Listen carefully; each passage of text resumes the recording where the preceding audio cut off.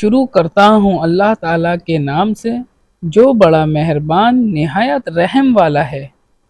حدیث شریف، ایک شخص عمیر یا بلال نے رسول اللہ صلی اللہ علیہ وسلم سے پڑی ہوئی چیز کے بارے میں دریافت کیا۔ آپ صلی اللہ علیہ وسلم نے فرمایا اس کی بندھن پہچان لے، یا فرمایا کہ اس کا برتن اور تھیلی پہچان لے، پھر 1 سال تک اس کی شناخت کا اعلان کرواؤ، پھر اس کا مالک نہ ملے تو اس سے فائدہ اٹھاؤ، اور اگر اس کا مالک آ جائے تو اسے سونپ دو۔ اس نے پوچھا کہ اچھا گم شدہ اونٹ کے بارے میں کیا حکم ہے؟ آپ کو اس قدر غصہ آ گیا کہ رخسار مبارک سرخ ہو گئے، یا راوی نے یہ کہا کہ آپ کا چہرہ سرخ ہو گیا۔ یہ سن کر آپ صلی اللہ علیہ وسلم نے فرمایا تجھے اونٹ سے کیا واسطہ؟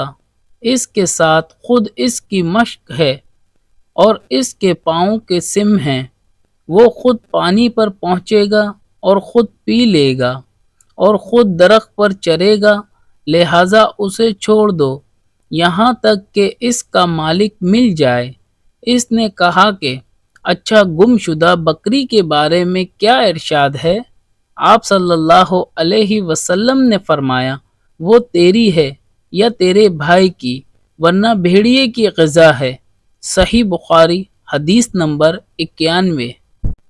حدیث شریف، رسول اللہ صلی اللہ علیہ وسلم سے کچھ ایسی باتیں دریافت کی گئی کہ آپ صلی اللہ علیہ وسلم کو برا معلوم ہوا، اور جب اس قسم کے سوالات کی آپ صلی اللہ علیہ وسلم پر بہت زیادتی کی گئی تو آپ کو غصہ آ گیا۔ پھر آپ صلی اللہ علیہ وسلم نے لوگوں سے فرمایا اچھا اب مجھ سے جو چاہو پوچھو۔ تو ایک شخص نے دریافت کیا کہ میرا باپ کون ہے؟ آپ صلی اللہ علیہ وسلم نے فرمایا تیرا باپ حذیفہ ہے۔ پھر دوسرا آدمی کھڑا ہوا اور اس نے پوچھا کہ یا رسول اللہ میرا باپ کون ہے؟ آپ صلی اللہ علیہ وسلم نے فرمایا کہ تیرا باپ سالم شبیہ کا آزاد کردہ غلام ہے۔ آخر عمر رضی اللہ عنہ نے آپ کے چہرے مبارک کا حال دیکھا تو عرض کیا یا رسول اللہ ہم ان باتوں کے دریافت کرنے سے جو آپ کو ناگوار ہوں اللہ سے توبہ کرتے ہیں۔